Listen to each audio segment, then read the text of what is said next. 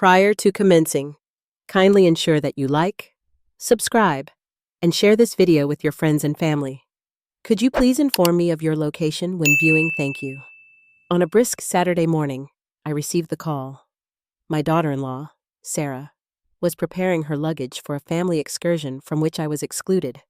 I have consistently taken satisfaction in being a supportive mother-in-law, always present for my son, David, and his spouse.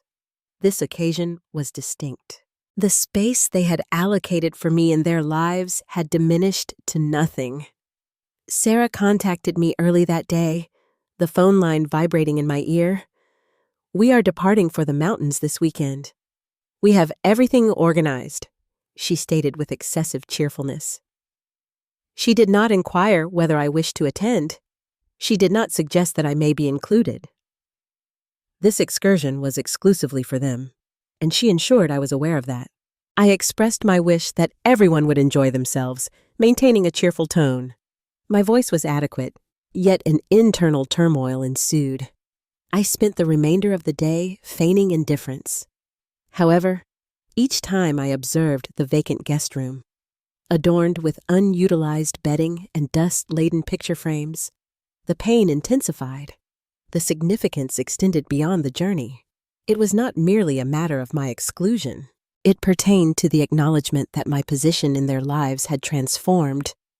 Previously, I was an integral part of their household, a source of assistance and support. Suddenly, I appeared to be an inconsequential consideration. I prepared lunch that day, although I lacked appetite. My thoughts incessantly revisited the statements articulated by Sarah. All matters have been resolved. It was exceedingly informal, thus uncomplicated, as if she were disinclined to extend the invitation. Perhaps she was incapable of doing so.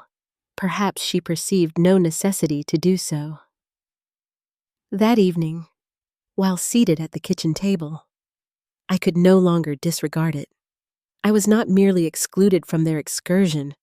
I had been ostracized from their life. I felt imperceptible, akin to a shadow remaining in the periphery while others advanced. Suddenly, it occurred to me, if they lacked accommodation for me, I would establish my own space. I would not passively observe as they continued with their lives.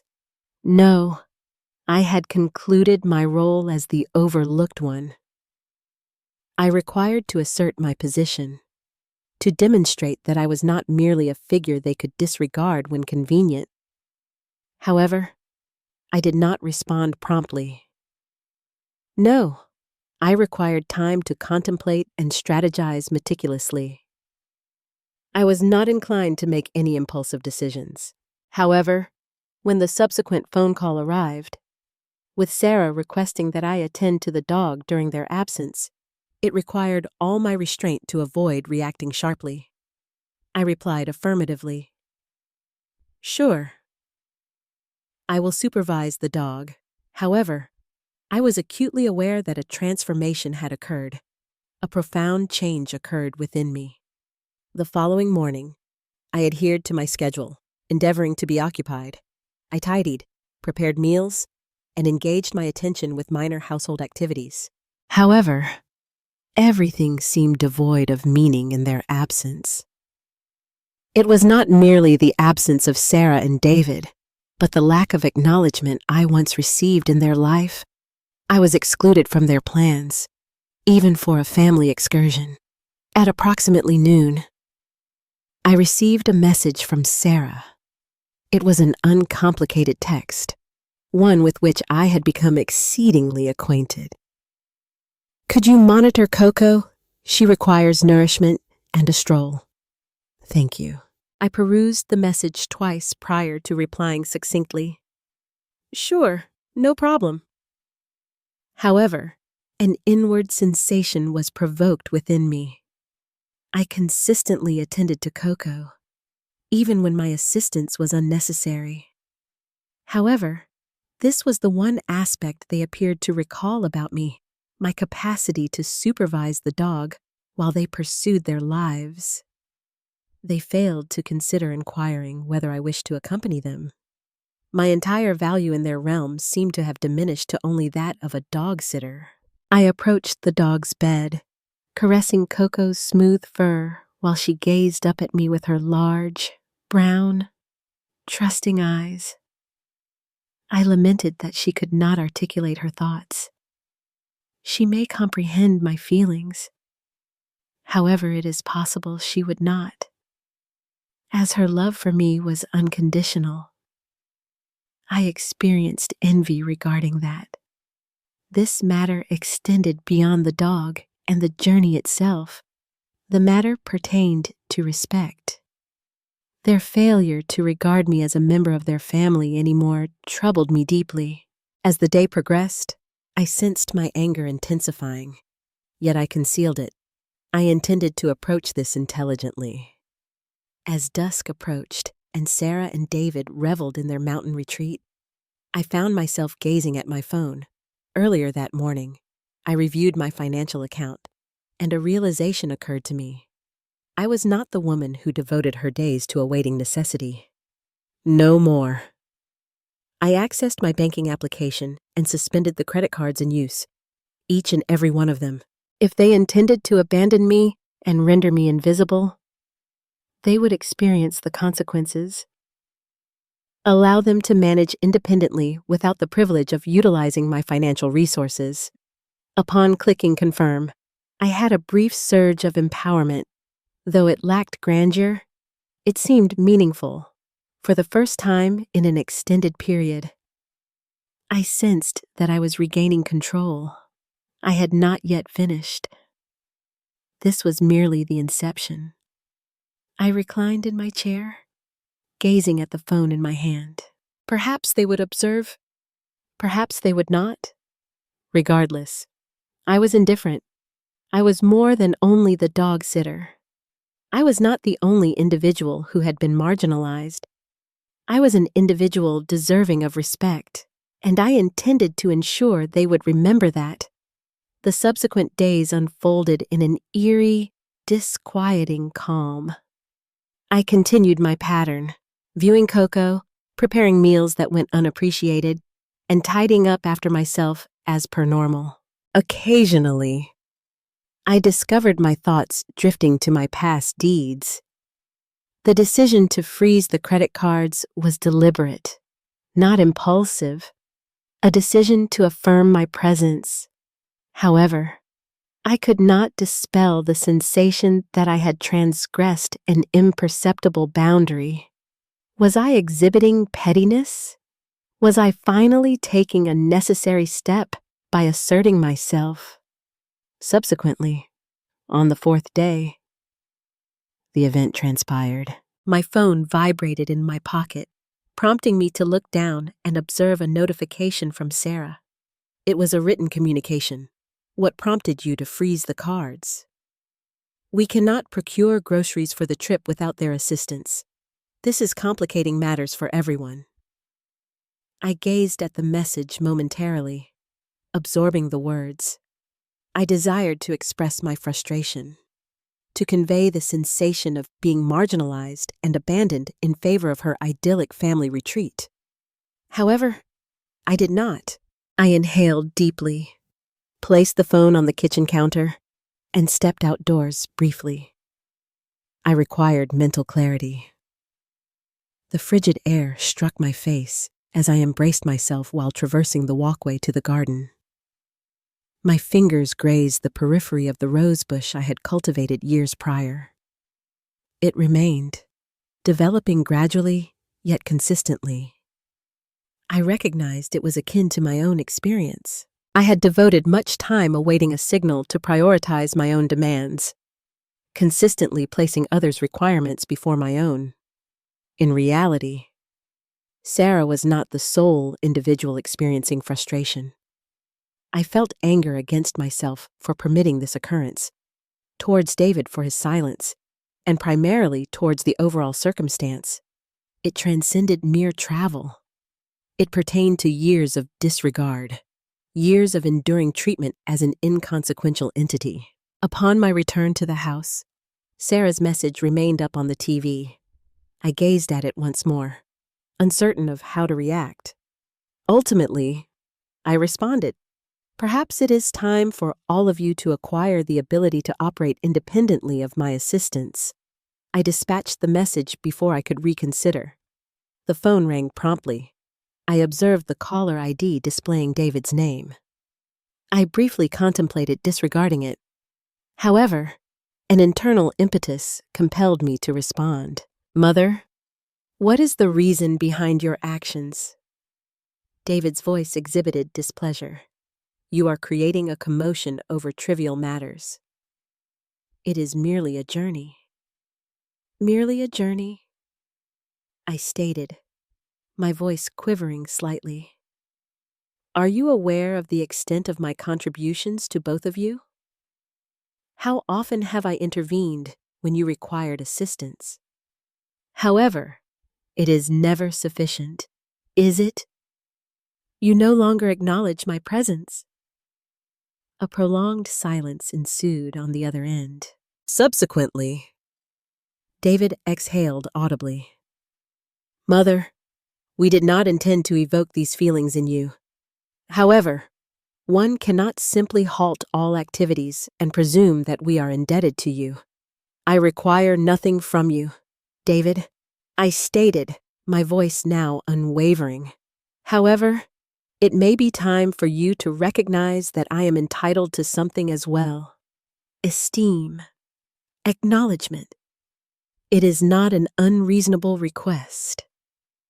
The line was silent once more. For a brief instant, I experienced an unusual clarity. This was not concerning the journey. It pertained to their ultimate recognition of my identity as an individual, rather than only a maid or caretaker, but as a person worthy of their respect. I discreetly murmured farewell. "David," before terminating the call. Upon seating myself at the kitchen table, I experienced an unusual amalgamation of satisfaction and uncertainty.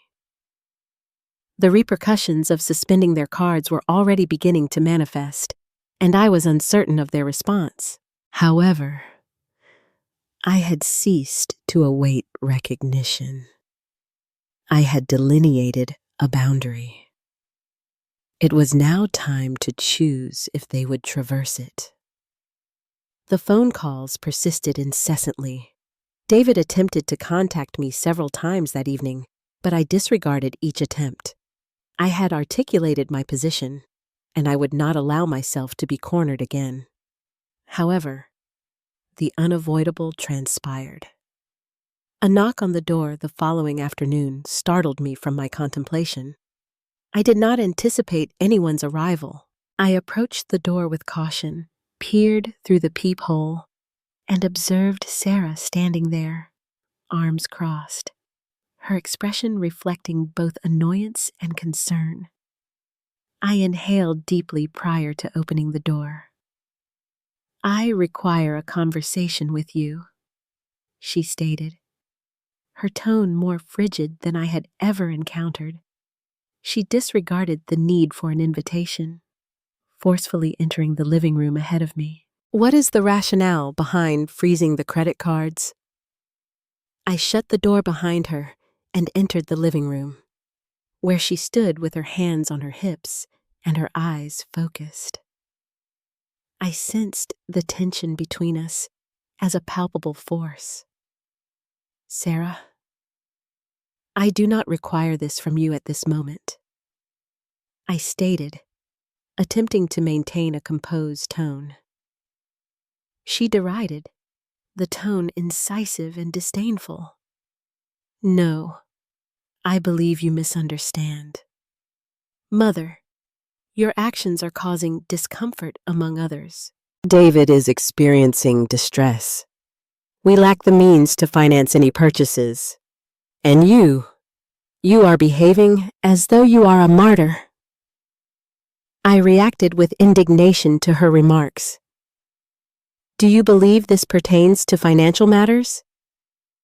"This pertains to respect." I have dedicated years to helping both of you without receiving a single expression of gratitude. She recoiled at my comments but swiftly restored her composure. Oh, I implore you. You are merely displeased due of your exclusion. We did not intend to cause you harm. I maintained my position. Why did you not invite me to attend? Why was I the final individual to be informed about this trip? Why am I relegated to the role of dog sitter while the rest of you enjoy leisure activities? Sarah's gaze intensified. We presumed you would not like to attend. You do not even embark on journeys. You are perpetually preoccupied with portraying yourself as a victim, hindering your ability to appreciate life. I emitted a caustic laugh. I am not adopting a victim mentality, Sarah. I am utterly fatigued by my invisibility, exhausted from being regarded as inconsequential. Do you believe I desire to remain on the periphery while others engage in their lives? Her demeanor wavered, and for an instant, I perceived a glimmer of remorse in her gaze. However, it swiftly vanished, supplanted by a frigid gaze. I lack the time for this, she stated icily. I am uncertain as to why you are rendering things so intricate. We are family, and you must cease prioritizing your own interests over others. Family. Is it the term you use? I exclaimed, my voice elevating. I have consistently supported you throughout this period. As soon as you no longer require my assistance, I am cast aside like a worn-out cloth. Sarah retreated slightly, her expression momentarily gentling. I did not intend for this situation to arise. However, it may be prudent to consider the broader context. Each individual have their own life to lead. The statements impacted me more profoundly than I anticipated. I remained stationary, my heart beating, attempting to comprehend all that she was articulating. My thoughts reverted to the years I dedicated to their lives, ultimately in vain. I had become imperceptible. A convenience. A service. I eventually articulated, my tone subdued yet resolute. To effectively resolve this issue, it is imperative that you comprehend a particular aspect. Sarah, I will no longer tolerate being your emotional scapegoat. You must understand that I am neither a housekeeper nor a pet caregiver. I am an individual. She remained silent, pivoting on her heel and proceeding towards the door. However, when she extended her hand towards the handle, she hesitated, her back remaining turned to me. Acceptable. If you are going to behave in this manner, then I presume you do not require our presence, she stated, her voice taut with fury. I do not require your dependence, Sarah. I require your respect. With that, she exited, leaving me stationary, experiencing a simultaneous sense of lightness and weightiness. The confrontation had unsettled me, yet a transformation within me had occurred. I was no longer merely a transient presence in their life. I had reached my conclusion, and there was no turning back. The hush ensuing Sarah's departure was overwhelming. After an extended period, the house genuinely felt vacant. I settled into the recliner beside the window, observing the leaves flutter in the yard, my thoughts in disarray. I had articulated all I needed to express, yet the burden of it remained oppressive on my chest. Time elapsed, and the recognizable sound of my phone disrupted the tranquility. The message was from David, and I could sense the fury emanating from the text. Mother, you have exceeded acceptable limits. We must discuss the cards. You are truly testing the limits here. This is uncharacteristic of you. I gazed at the text, the words piercing me. However, this time, I lacked the want to respond instantly. I inhaled deeply and placed my phone down. I had no obligation to justify myself to him. No more. In reality, I had labored for years to maintain cohesion. I had been the one to stabilize the family, to rectify matters when they disintegrated. However, I have finally come to the realization that it is time for me to cease rectifying and begin prioritizing my own existence. If they were unable to recognize it, it may be time for them to confront the repercussions of their conduct. As I was going to silence my phone, another message appeared. This instance, it originated from Sarah. Mother, I implore you, David and I are very discontented. We fail to comprehend your motivations for this action. Could you grant us a reprieve? This is excessive. Our sole desire is tranquility. The appeal seemed sincere. I discerned the desperation in her words. However, I had attained my threshold. Tranquility. For whom is it intended? Was it tranquility for me? Or merely a solicitation for me to recede into the background and remain silent? Once more I straightened my posture, my fingers poised over the keys. I had to respond, but this time I would not embellish my words. Tranquility. I typed, my fingers striking purposefully. Do you desire tranquility? I have remained silent for an extended while. Sarah. I have been the individual who sacrifices everything to maintain harmony. However, it is no longer the case. I refuse to allow you to take advantage of me any longer. I merit more than that. You are no longer permitted to utilize me. I halted, perusing the message once more. It was not hostile. Yet, it was resolute. And it was conclusive. I pressed send, my heart racing in my chest. My phone rang within minutes. It was David once more. I allowed it to ring. Subsequently, it emitted another buzz. Furthermore, the third call originated from Sarah. I gazed at the screen briefly, then muted the phone. I anticipated the repercussions, yet in the midst of their occurrence, I found myself unexpectedly composed. I no longer felt concern. I was not the individual who committed any wrongdoing in this situation. They existed. They were the individuals who had neglected my identity, and now they must confront the repercussions. 1 hour later, the doorbell sounded. I was not astonished to find David on the doorstep, his expression marked by frustration. His jaw was clenched, and there was an intensity in his gaze that I had never witnessed before. Before I could utter a word, he stated, "Mom, we need to converse." His tone was incisive, although less accusing than previously. I moved aside, permitting him entry. He entered the living room, tousling his hair with his hand. "Why are you doing this?" he inquired once more. However, this time his tone conveyed a certain intensity. It was not rage, it was uncertainty and pain. "You have never exhibited this behavior before." I crossed my arms while reclining on the back of the couch. "David, I have exhibited this behavior for years. You simply overlooked it." He gazed at me, and for an instant, I perceived an unexpected emotion in his eyes. Remorse, possibly even remorse. He confessed, his voice becoming softer. "I am uncertain about what transpired."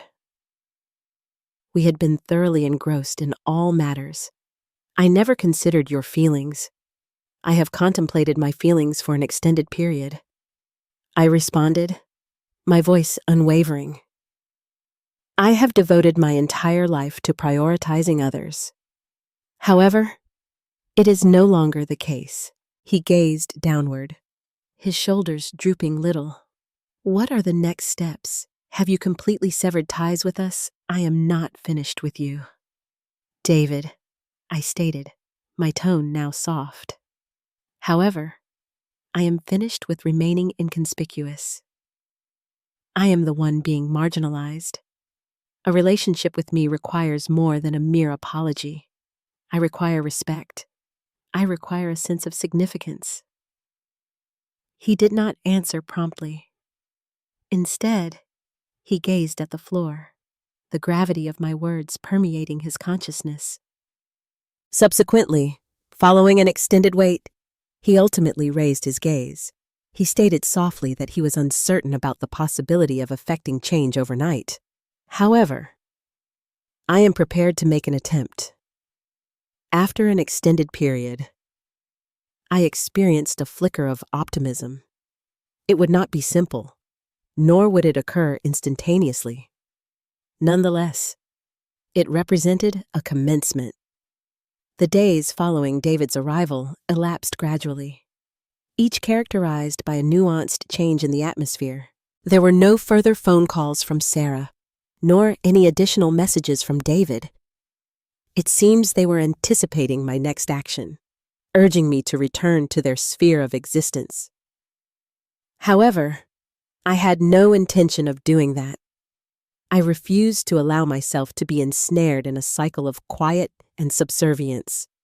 I dedicated my time to self-reflection, prioritizing my own needs and aspirations. I engaged in lengthy morning walks, an activity I had not pursued in years. I resumed reading neglected books and starting cooking purely for enjoyment, independent of external expectations. I experienced a sense of rejuvenation in rediscovering my identity, which I had misplaced at some point. However, an unforeseen event transpired. One afternoon, while seated at the kitchen table with a cup of tea, the doorbell sounded. I was not anticipating any visitors, yet I instantly recognized that it was neither Sarah nor David. They had unequivocally expressed their sentiments, and I had no desire to respond to their calls. I was surprised to open the door and see Emily, David's aunt, standing there with a nervous expression. "May we converse?" she inquired softly, her gaze traversing the interior of the house as though she were uncertain of her welcome. I paused momentarily. Emily was not Sarah. She was benevolent, considerate, and consistently endeavored to maintain harmony among the family. I had always admired her. However, I was uncertain about the significance of her coming. Was she present to induce feelings of guilt in me to get forgiveness for them? Was she present to critique my actions? I moved aside, gesturing for her to enter. "What is occurring?" "Emily." She entered, surveying the room as if it were her initial encounter with it. I dedicated the previous days to organizing, decluttering, and personalizing the area. It seemed to be a nuanced assertion of my newfound autonomy, and I was uncertain of Emily's reaction. "Initially, I wish to express my comprehension of your actions," she said, taking a seat opposite me at the kitchen table. "You have consistently supported all of us. To David, dedicated to Sarah. However, at some point, I believe we all underestimated your value, particularly Sarah." My heart momentarily halted. I was not anticipating her response. Emily was the last one I anticipated would voice her opinion, yet her remarks evoked a blend of comfort and incredulity within me. It was the inaugural instance in which any family member recognized the anguish I had been discreetly enduring for years. "I did not arrive here to justify their conduct," Emily asserted, her tone gentle yet resolute. "I am aware that Sarah possesses the ability to be arduous.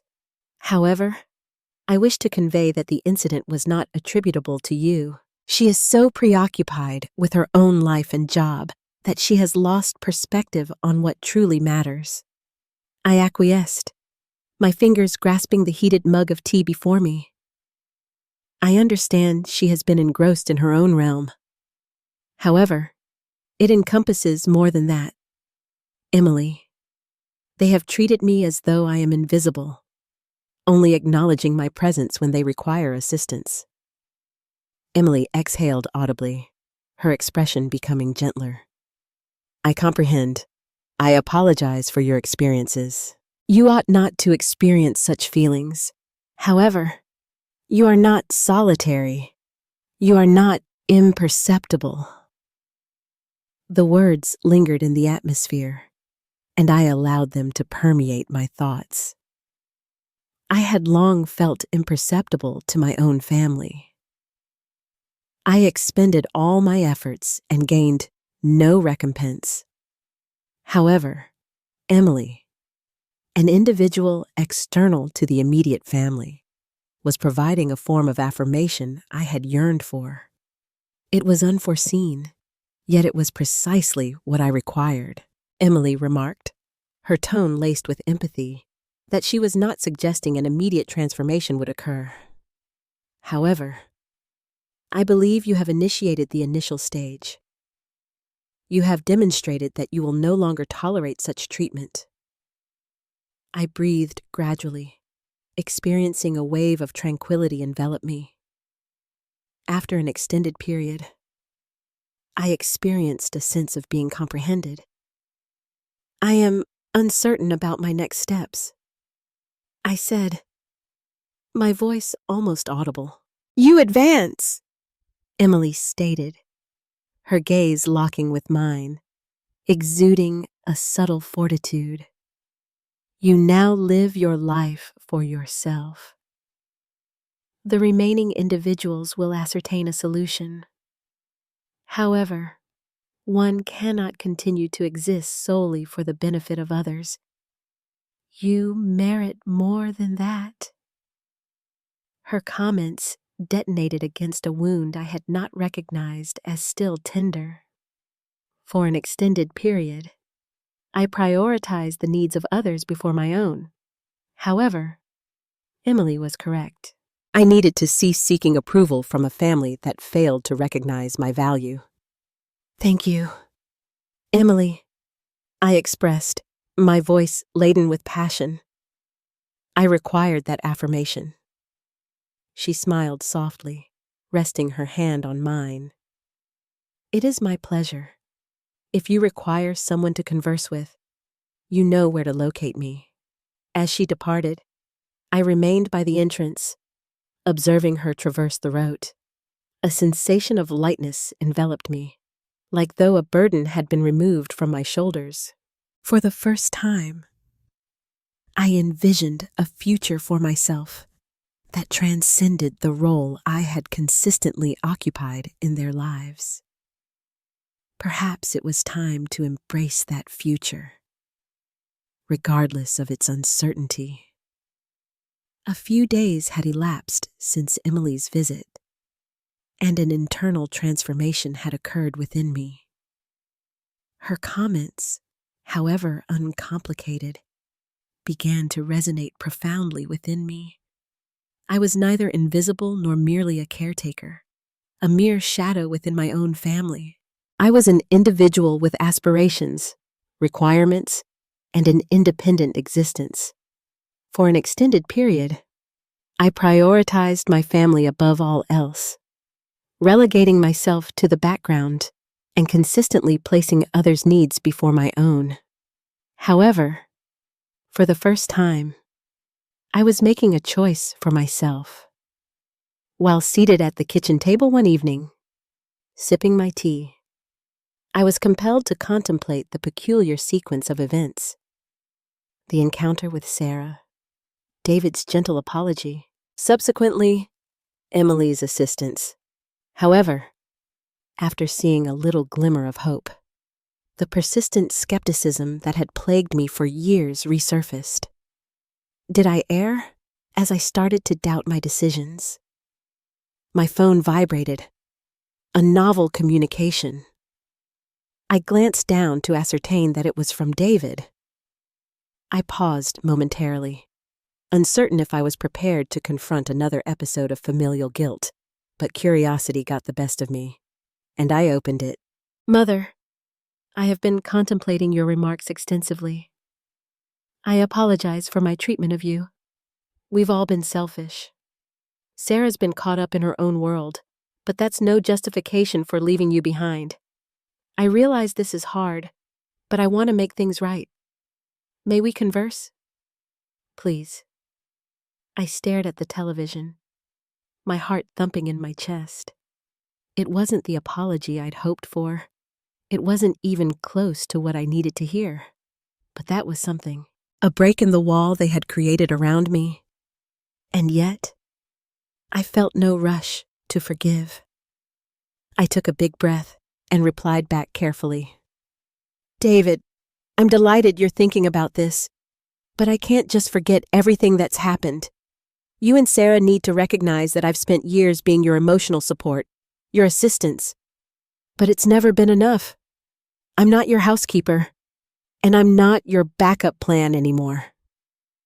I paused, my fingers hanging above the screen. It felt amazing to be firm, to finally tell my truth. I added one additional sentence, one that felt important. I need you to understand that I won't go back to what we had.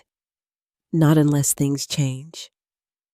I sent the message and sat back, the words feeling definitive. I wasn't angry, but I was resolute. I wasn't going to be drawn back into their world of mistreatment and one-sided interactions. The hush that followed the message was deafening. I assumed I'd feel relief, but instead, there was a sensation of anxiety. Would they really change, or was I just deceiving myself into thinking that they would? The following day, there was a knock at the door again. I wasn't surprised. David had called earlier to say he was coming over. But this time, I wasn't sure what to expect. My heart was beating as I opened the door to find him standing there, carrying a bunch of flowers in his hands. His look was earnest, but I could sense the fatigue in his eyes. Mom, I'm sorry for everything, he replied slowly, his voice wavering. We've been selfish, all of us. I don't expect you to forgive us right away, but I want you to know that I'm willing to make it right. I glanced at him, taking in the flowers. It was a gesture, but it seemed hollow. I had been yearning for a true transformation, for something more than simply words. He could apologize all he wanted, but actions spoke louder than anything. I appreciate the flowers. David, I added, my voice calm but forceful. But it's going to require more than that. I can't just go back to being the person I was. I've changed. And I need you both to understand that this isn't just about a trip or a few bruised sentiments. It's about respect. You need to show me that you value me, not just when it's convenient for you. His shoulders slumped, and I could see that he was frustrated, maybe even defeated. I know, Mom, I know, but I'm asking for a chance, a real chance to show you that we can change. I observed him for a minute, the weight of his words setting in. He was trying, but was it too little? Too late, I'll give you a chance. David, I said, finally, but I need to see the effort. I need to see that this isn't just about me forgiving you. It's about us developing a new connection, one where I'm not simply the one holding everything together. He nodded, his eyes shining with optimism. Thank you, Mama. We can accomplish this. I know we can. As I watched him leave, I felt a peculiar sense of relief mixed with fear. It was a step ahead, but it wasn't the end. It was just the beginning of what was bound to be a lengthy path. Could they actually change, or would they slip back into their old habits? Only time would tell. But for now, I was prepared. I had drawn my line, and I wasn't going to let it be crossed again. The next weeks felt like a difficult balancing act. David followed his word. He called more regularly, checked in on me, and appeared really concerned in what was going on in my life. But Sarah, she still hadn't reached out. I didn't expect her to. Not straight soon. She had a propensity to avoid confrontation, to run from the things that made her uncomfortable. But it wasn't only her silence that troubled me. It was the awareness that she didn't really realize the severity of what had happened. To her, I was still just the one who took care of things when it was convenient for her. I knew David was trying, but he couldn't be the one to cure everything. He had his own life to manage, and I couldn't ask him to carry the weight of the family's dysfunction on his shoulders. I needed more than words. I needed actions. I needed to know that they were willing to shift the dynamics that had kept me in the background for so long. One evening, I received an unexpected call from Emily again. She seemed more hesitant this time, as if she wasn't sure whether she should be involved in family things anymore. But when she talked, it was evident she had something vital to convey. "Amanda, I know things are stressful, but I think it's time to have a family meeting. Just the four of us. David, Sarah, you, and me," Emily said. Her voice was calm, yet there was a definite urgency behind her remarks. "I think it's time Sarah understood what this has actually cost you." I sat there for a time, contemplating what she had said. A family meeting. It sounded like an excellent concept, but the prospect of sitting in a room with Sarah again, knowing everything that had transpired between us, filled me with a mix of trepidation and determination. "I don't know if I'm ready for that yet," I said. "I don't sure if Sarah is ready to hear what I have to say." Emily was quiet for a moment. "I got it, but I think it's time for her to know that she can't just treat you like this anymore. You've been the backbone of that family. Amanda, they need to see that." Her remarks impacted me harder than I expected. She was right. I had been the backbone, the calm support holding everything together while they took me for granted. And now, it was time for me to stand up and say, "Enough." The next week, Emily arranged up the meeting. It wasn't easy. Sarah was apprehensive at first, but finally, she accepted. We all gathered at Emily's house one Sunday afternoon, and the tension in the room was high. I had spent hours mentally preparing for this moment, but nothing could have prepared me for the rawness of it. We sat in the living room, the silence between us almost painful. David, as usual, was the one to break it. "Mom," he said, his voice low. "I know I've messed up. I know this isn't going to be easy, but I want to make it right. I want you to be a part of our life again." I stared at him, seeing the sincerity in his eyes. But it wasn't just about him. It was about Sarah. And she was avoiding eye contact, fidgeting nervously in her seat. She wasn't ready to confront what she had done. I took a big breath and turned to Sarah. "You've treated me like I didn't matter, like my sentiments didn't count. I've been the one to pick up the pieces every time you needed me. But where were you when I needed you?" She cringed at my comments, but didn't speak immediately away. I could see the defensiveness in her posture, the way she sat back in her chair as if preparing for a battle. "I did not intend to cause you pain," Sarah finally articulated, her tone softer than customary. I believe I became entangled in all matters. I was unaware of my actions." "Engaged?" I inquired, my words emerging more incisively than I had intended. "You have been so engrossed in your own life and perspective that you have overlooked my presence in this family as well.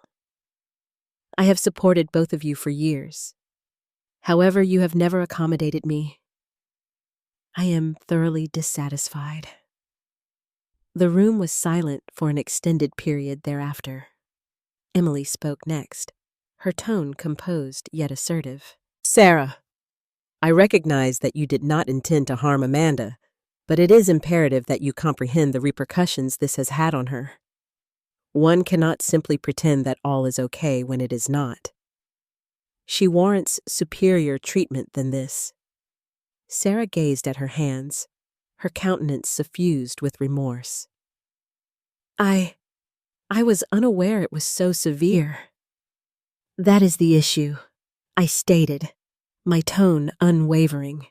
"You never paused to consider my feelings. Your self-absorption has blinded you to my struggles. I can no longer overlook that. This was the first occasion in years that I articulated my emotions so candidly and transparently. As the words from my lips, I sensed a burden being alleviated from my shoulders. I was not merely articulating my own perspective. I was voicing the sentiments of all those who have been muted for an excessive duration. Sarah's expression softened, and for the first time in what seemed like an eternity, I perceived a glimmer of comprehension in her gaze. "Apologies," she uttered, her voice little above a murmur. "I will improve, I assure you." The language was uncomplicated, yet sufficient. It was not a comprehensive conclusion, but it represented progress. We were not prepared to resolve all issues immediately, but we had commenced dismantling the barriers that had developed between us. For the first time in an extended period, I experienced a sense of relief. The family reunion constituted a pivotal moment. It was not an ideal settlement, nor was it the conclusion of our challenges, but it marked a commencement. I sensed a tentative, fragile yet genuine shift occurring between us.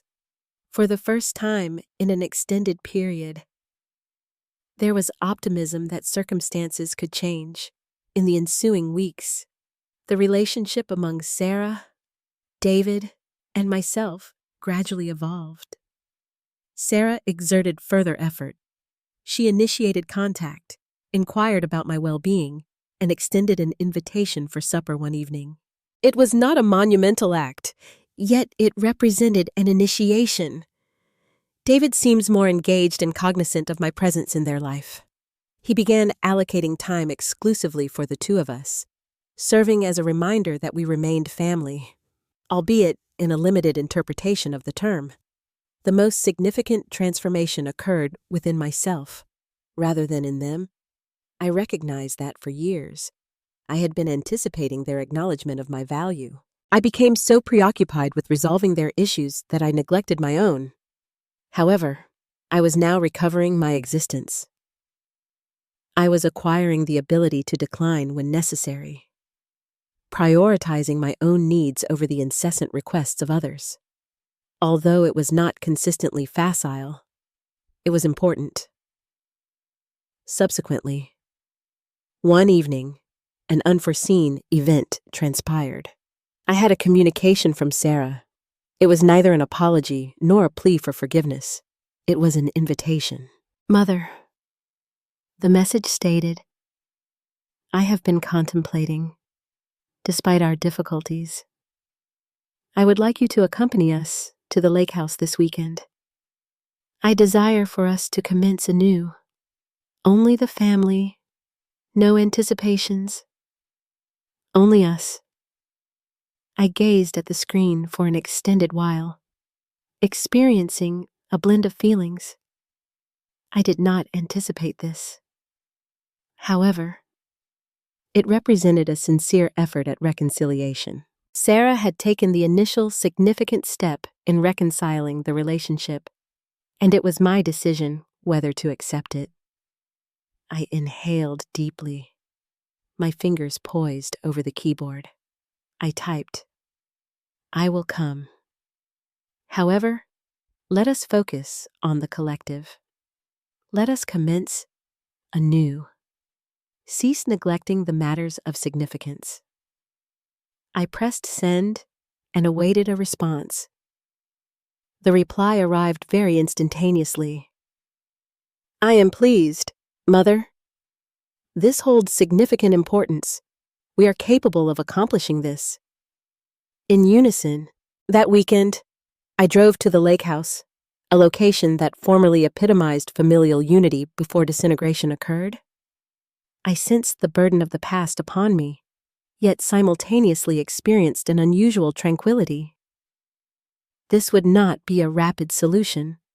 Nonetheless, it represented an initiation. Upon my arrival, Sarah and David welcomed me cordially. There was an absence of discomfort and no insincere grins, merely authentic relief that we were collectively present in the same environment, endeavoring to heal. We spent the weekend together preparing meals, engaging in board games, and conversing by the fire as if we hadn't in years. It was not flawless, yet it was authentic. While seated on the porch that Sunday evening, observing the sun descend behind the horizon, I came to a realization. This was not solely about my forgiveness of them, it was also about my self-forgiveness. I had long attributed the gulf between us to my own shortcomings and the outcome of our situation. However, I realized that mending encompassed more than merely reconciling with them. It entailed relinquishing the hatred and remorse I had harbored for an extended period. For the first time in years, I had genuine freedom. While driving home from the lake house, I no longer felt the burden of the past upon me. I experienced a sense of buoyancy. Over the past few months, I have acquired the vital insight that I can engage in their lives without compromising my own identity. I can be loved, respected, and valued without being subservient to anyone. Life was imperfect, and our family was flawed. However, we were making an effort. That sufficed for me. As months elapsed, our relationship gradually progressed positively. There were instances of strain, periods when former habits tried to resurface.